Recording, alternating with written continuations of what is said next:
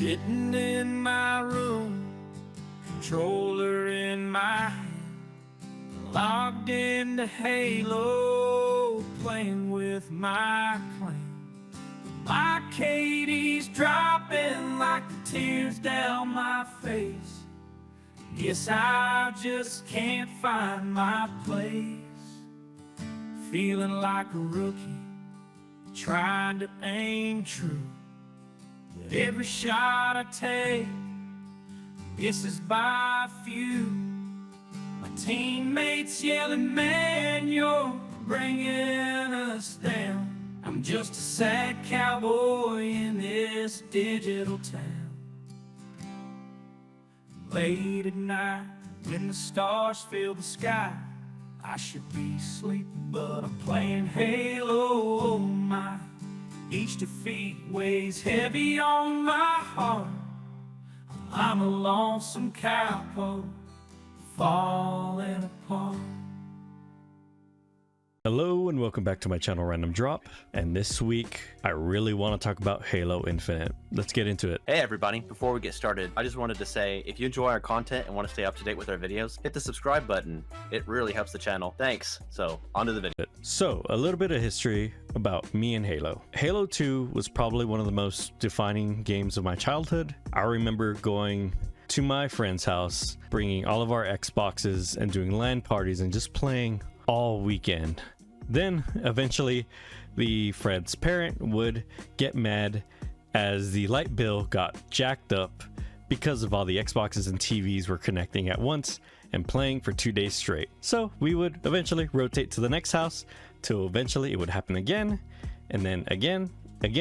We would compete in local tournaments, and just that game consumed our life. We met a lot of incredible people, made a lot of friends that we still have today. So I've always had this crazy connection with the game, as it's just something I could never leave. I was very good at the game when I was a kid, but as time went on, I didn't play Halo 3 as much, I didn't play Reach as much, so I always fundamentally understood the game, but my skill level never kept up. As I watched my friend's little brother become rank 50 or whatever it was and just completely decimate us, and me not able to get a kill in ever anymore. But those games, I just didn't have a 360 till very late, and I just didn't really get into it. Halo 2 was the game I played the shit out of, the absolute crap, and then I dipped into Halo Reach and 3 every now and then, but I never had that connection like Halo 2. So I've always wanted to reconnect to the game in some way, and I've always given every sequel its chance. Halo 5 by 343 I liked overall, but there were some things I think it was trying to go more for the Call of Duty format and had loadouts and stuff, and I really didn't like a lot of the changes they were making as they chased that Call of Duty crowd. It was never gonna work because this is Halo. Halo fundamentally plays different, and to this day there's nothing that plays like it. So hey, Halo Infinite comes out, and the game is fine. It's missing a ton of features. I wasn't even able to select Team Slayer. It was like a rotating game mode type. From what I understood, the single player of the game was really well done. I don't believe it had co-op, so hey, I just never dived into it. I believe it does have co-op nowadays, so maybe I'm interested I'll go back and mess with that. But I fell off of Halo Infinite. After a while, I was having fun with it, but the battle pass and the amount of AXP you were getting just kind of felt scummy and hurt my ability to play the game in a lot of ways, to a game that was already having a lot of weird flaws to begin with. The only interesting thing that the game did when it announced was they were like, hey, when you buy a battle pass, it's gonna stay and you can always go back and level it up. That is something they've kept going and moving forward with, and as someone is returning to the game, it's actually amazing to see. So with that, let's get into why I think it's worth checking out Halo Infinite again. So first things first, leveling and EXP is vastly improved. Before, you would get really minimal XP for completing matches, and it was pretty static if you weren't just doing dailies. Now there are bonuses for, getting MVP or the top 50% on your team, and you get little XP bonuses on top of it. I don't know what the conversion is like for big team battle and any of the longer game modes, as I've I've messed with the other game modes, but I've mainly focused on Team Slayer. But man, if you're knocking back Team Slayer matches back to back, you're gonna blow through those levels. And it feels really good and satisfying to do. As you're having fun playing the game, you're always making this constant progress, and you're unlocking new things to kit out your Spartan with. And that's the next thing I wanted to get into, is progression has been vastly improved. So for a while, from what I've gathered, is that Infinite did the typical season battle pass strategy, right? Hey, here's 100 levels, get through this battle pass and you unlock mostly bullshit you don't want. And then at the very end of that 100 levels, there's like something really cool at the end. The only difference with this battle pass is that, hey, it stays once you purchase it. They did that for about 4 or 5 seasons. But from what I've gathered from looking at those seasons, they slowly started removing all the bullshit you just like don't want. Like, oh, here you unlocked a challenge switcher, or an XP boost, or like a dumb sticker that you don't really want. A lot of that stuff just was getting filtered out and like being given for free now. So rather than these battle passes all being 100 levels, eventually you start saying like, oh, they're 50 levels, they're 30 levels, they're 40 levels, and a lot more consumable. As the game was no longer asking you to play it every fucking day for the rest of your life, you can get through these in a decent amount of time. But the big thing is that this year, and I think this is what's really grabbed me, is this year they switched to the operation model, to where each month there's a free new progression for 30 days, and you can unlock everything on it for free. And it is only 20 levels, and it's new armor pieces, new little attachments to your gun, new color variants, and so forth. Things you generally would want and are great because they're free. But these operations only last 30 days. And the monetization comes from, after the 30 days are up, a new operation will come out, and the previous one will no longer be free. But there will always be a free track running, and then a stockpile behind, which for someone like me coming to the game after I don't know how many years since it released, coming back and seeing this wide breadth of just things to progress, and I can pick whichever ones I want, it's incredible, right? I played the finals earlier this year, and I did the 100 level battle pass, or the 50 levels, or whatever it was. Then I never wanted to play the next one because I knew if I put money down on it, it would just go to waste. And frankly, a lot of that stuff I'm unlocking, I don't really want. It was just like the main highlight things I want. Then everything else was just like, why am I spending so much time playing this game, unlocking a bunch of things I actually don't want, while the other things are just locked up? And I think they do that to incentivize, hey, you should just pay for it to get everything you want. But I think what the Halo team here is doing is incredibly smart, because as they build up this massive catalog, it makes me want to buy it, right? Because I know it'll always be there, and it's also not asking an outrageous price. A lot of these tracks are like 20, 30 levels, and it's $5 to get into it. $5 to unlock a new progression system that's probably going to last you for a week or two as you play more of the game you really like. So when I came in, I believe it was like an Alien Covenant themed one. I played the 20 levels and I finished that track. But there was also another free battle pass on the side that was like the other free progression. I think it was called Winter Update, and this is more of like the full season. That's always there for you to pick at while they're releasing operations, from what it looks like. And now a new operation came out with a bunch of updates and changes, and now I'm working on that. And then eventually I was able to get through it. Then back I'm in the winter one. But now I'm actually looking, hey, maybe I want to work my progression on this battle pass because I really like, oh, this is a bunch of flood theme items. Yeah, I want to do that. And it doesn't really feel scummy in any way because they're always giving something for free. And then you as a player have a choice to dive into whatever progression you want. And none of this is power or weapons, which like Call of Duty is infamous for, of like there's some high tier weapons in their battle passes and whatnot, and you have to play a bunch of the game to unlock or pay. But in Warzone Season 1, it was like this at least. None of that here. So that FOMO feeling of coming into a game and feeling like, oh man, I'm so behind, is non-existent. I'm so behind because my Spartan isn't as flashy and I don't have all these cool animations and gun skins, but that's fine because I could kill them and pick up their gun, or I can see an item in that track and work on it. And that's probably the biggest selling point of the game, other than it being Halo. That's one thing I really want to get straight, is that this is probably the best Halo has played in quite a long time. As they have refined the gameplay in this game and really worked on its fundamentals. It's a huge step up from what Halo 5 was, which was like trying to be like this weird Call of Duty like with loadouts and things like that. I feel like as I've played this game, every weapon in the game has its place and has its pros and cons and a reason for it to exist in some way. And there's also new armor abilities, I believe they're called, where hey, you hit Q and this one makes you dash, this one makes you grapple, this one makes you shoot a bubble void like in Valorant to cover line of sight.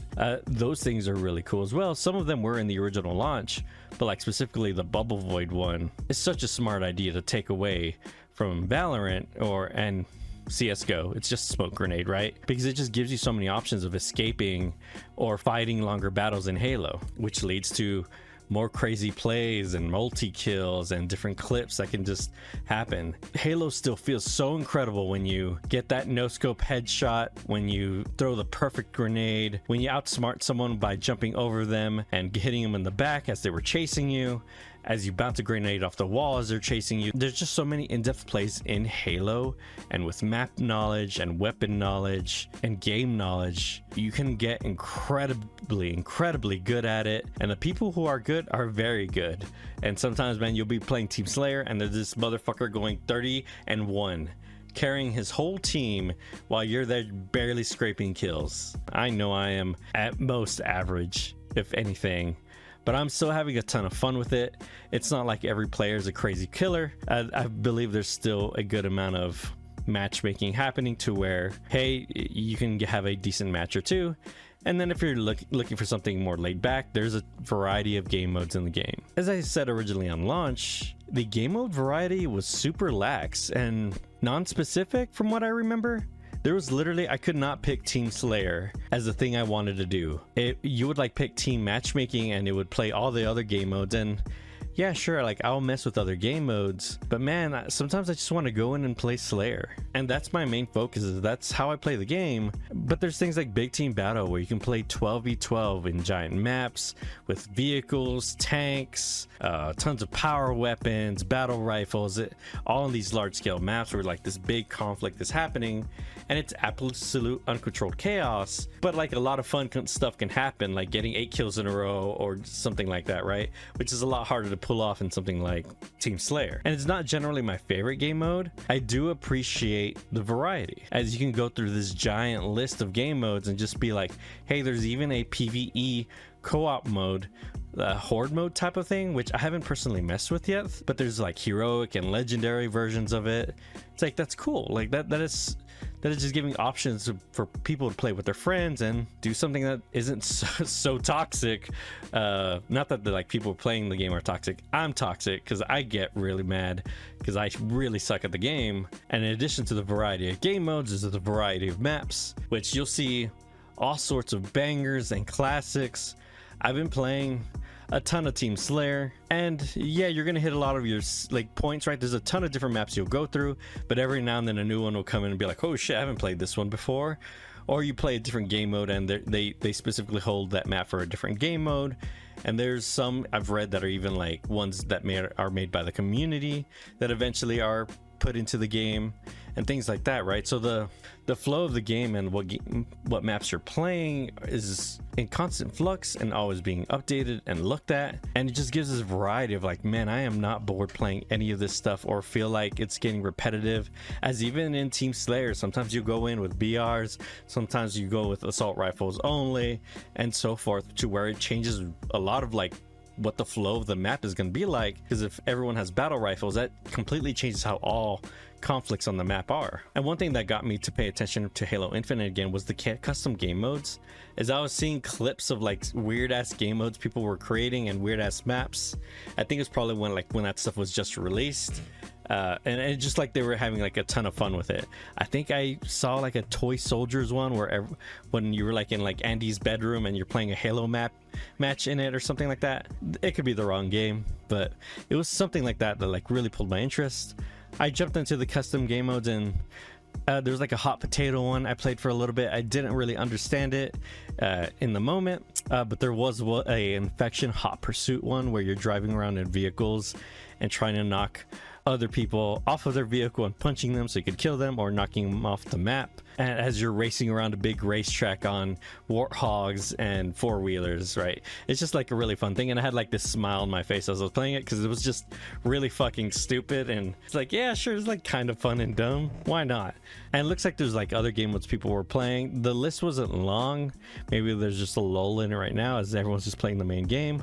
But again, having the option and the way it's integrated is so smooth that I would love for a new game mode that everyone loves to pop up out of it one day. Just like how Infection was, where I believe Infection, from what I remember when I played Infection, it was on Halo 2 maps, and it was like a custom game mode, and when you would kill someone, you would tell the person to switch teams to the brown team or something like that, so that, you know, hey, oh, I killed you with the sword, and you would just switch over. And that's how we did it back in the day, and it was really fun as we did that in LAN parties. And eventually that was brought into the main game. And then fun things like Griff Ball, which is so hype and funny, and I don't even know if it's on this list of game modes, but it was always a highlight of like what this engine and what the Halo engine can do in itself, of just like dumb shit that you can do and play. So I'm always interested in what wacky game modes these developers, this community creates. And that's really it, right? All this combined with, again, the core element of Halo just feeling so good,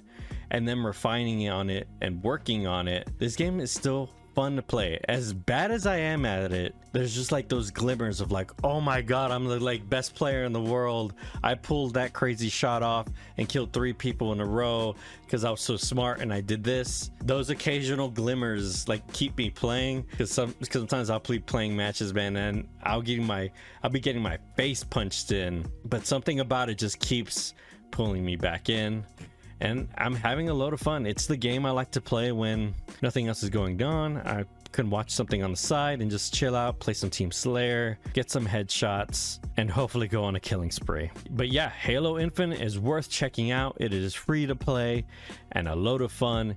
And if you're someone who has only played Call of Duty growing up and has never really dived into Halo series, give it a shot. It is a very different game, but there's a logic to its madness. There's a reason why grenades bounce this way. There's a reason why, hey, when they have no shields, you have to get headshots, and you can't, and body shots do less damage, and so forth. There's a lot of intricacies and rules to the game that I would probably go look up, honestly, if I was a first timer. But since, you know, I've played Halo since Halo 2, I understand a lot of these concepts.